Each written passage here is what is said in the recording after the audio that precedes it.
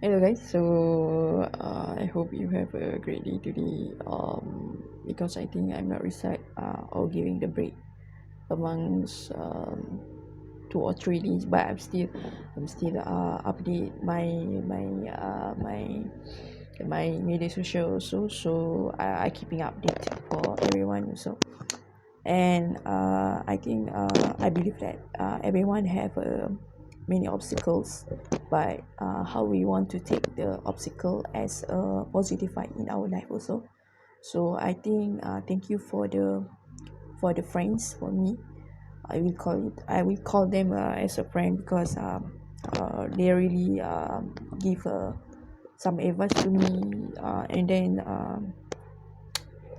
sometime teaching me a new thing. So I think I really appreciate, because I have good friends of mine. Thank you, and always support me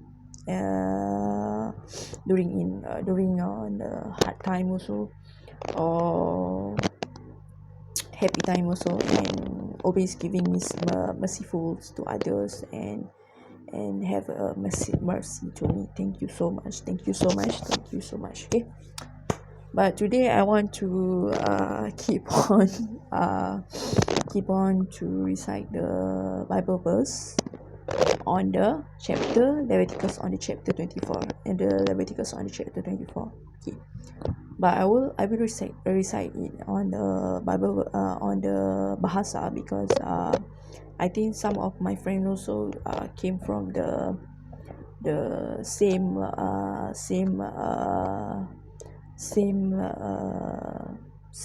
race, like me also, right?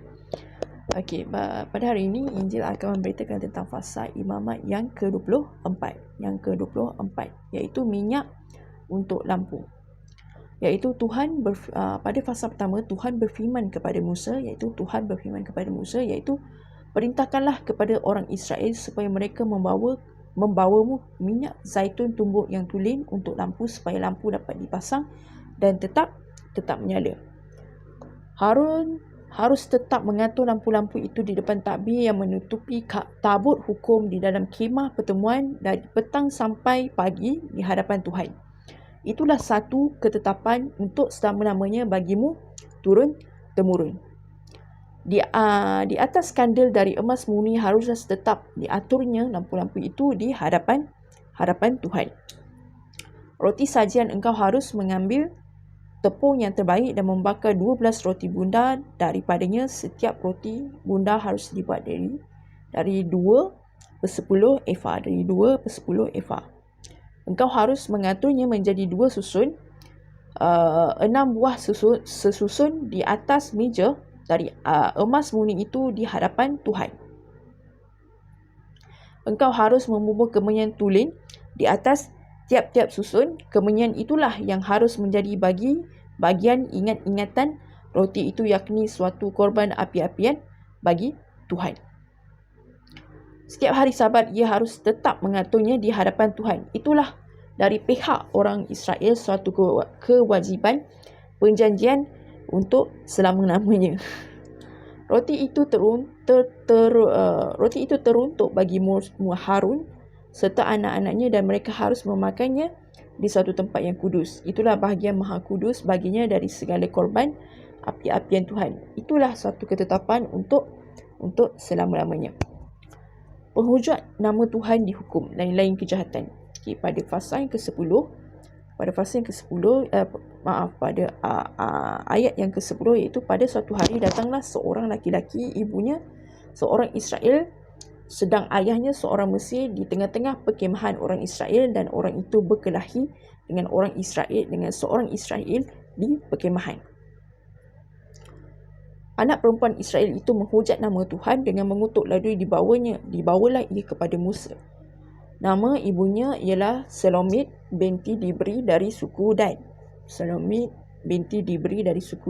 Ia dimasukkan di dalam tahanan untuk menantikan keputusan sesuai dengan firman Tuhan. Lalu berfirmanlah Tuhan kepada Musa, bawalah orang yang mengutuk itu keluar itu keluar perkemahan dan semua orang yang mendengar haruslah meletakkan tangannya di atas kepala orang itu. Sesudahnya haruslah seluruh jemaah itu meluntari dia dengan batu. Engkau harus mengatakan kepada orang Israel begini, setiap orang yang mengutuki Allah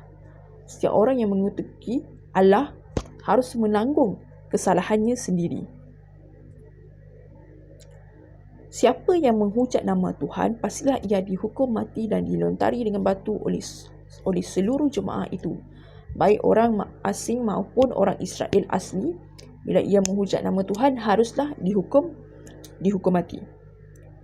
Juga apabila seseorang yang membunuh seorang manusia, pastilah ia dihukum mati. Tetapi siapa yang memukul mati seekor ternak harus membayar gantinya seekor ganti seekor. Pada ayat yang ke-19, apabila seseorang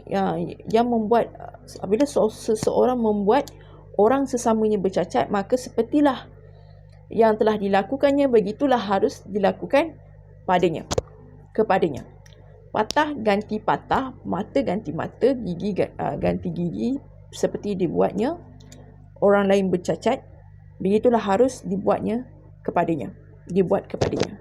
Siapa yang memukul mati seekor ternak, ia harus membayar gantinya. Tetapi siapa yang membunuh seorang manusia, ia harus dihukum mati. Suatu hukum bagi kamu, baik bagi orang asing maupun orang Israel asli, sebab akulah Tuhan Allahmu. Demikianlah Musa menyampaikan firman itu kepada orang Israel. Lalu dibawalah orang yang mengutuk itu keluar perkemahan dan dilantari dia dengan batu. Maka orang Israel melakukan seperti yang diperintahkan Tuhan kepada Musa. Begitulah tentang fasa imamat yang ke-24. Semoga Tuhan sentiasa memberkati kita semua.